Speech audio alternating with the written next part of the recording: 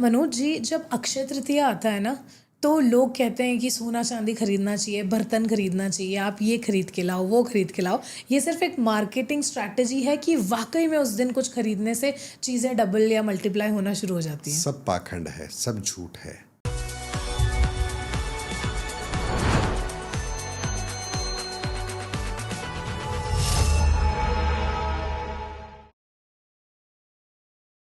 सब व्यापारिक दृष्टिकोण से कही गई बातें हैं। अक्षय तृतीया, अक्षय का मतलब क्या होता है? इसका क्षय नहीं होता।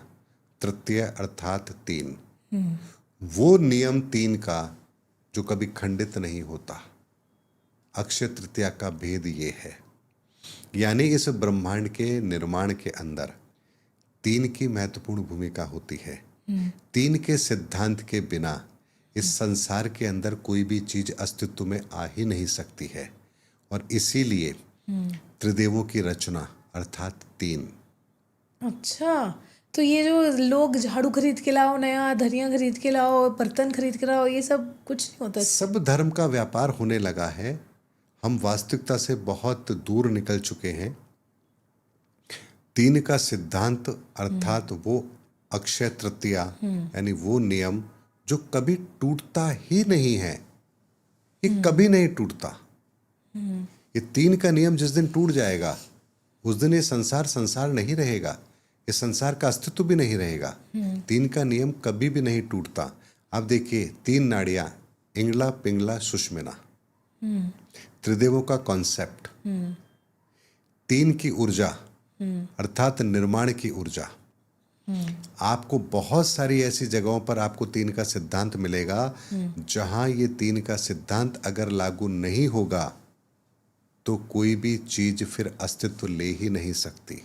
इसीलिए आप देखिए कि मैनेजमेंट कंपनी होती है, वहां भी तीन जो आपके मुख्य रोल होते हैं। एक ट्रस्ट होता है, वहां भी तीन आप देखिए, अध्यक्ष, सचिव और कोषाध्यक्ष। ये तीन पद बहुत महत्वपूर्ण होते हैं। यानी किसी भी व्यवस्था के अंदर अगर आप देखेंगे तो वहां तीन का नियम जरूर लागू होगा। इसलिए तीन के अंदर देखिए आप, अगर हम वेव्स की बात करेंगे तो अल्फा बीटा गामा, वेव्स भी तीन होते हैं, उनके पैटर्न भी तीन होते हैं।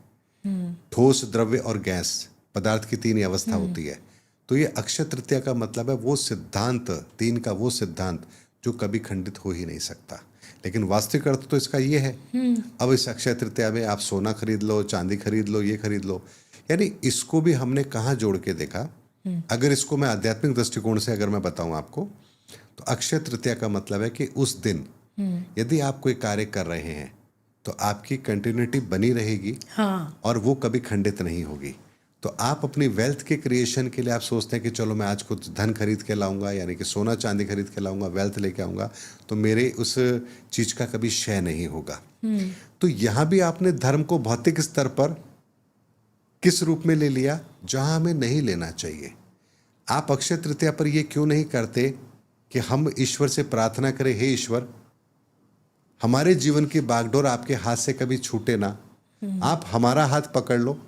हम यदि आपको पकड़ेंगे तो हो सकता है हम आपको छोड़ दें, लेकिन आप यदि हमारा हाथ पकड़ लेंगे तो हम कभी नहीं छुड़ा के जा पाएंगे। तो हम क्यों नहीं ऐसी कनेक्टिविटी की बात करते जो हमारे जीवन के कल्याण के साथ जुड़ी हो? हम धन की बात करते हैं, हाँ धन खरीद लाएं, हमारे जीवन में धन की कभी कमी ना हो, तो मरने के बाद में क्या धन साथ लेके जाओगे? तो अक्षय तृतीया का बहुत ही गूढ़ रहस्य है।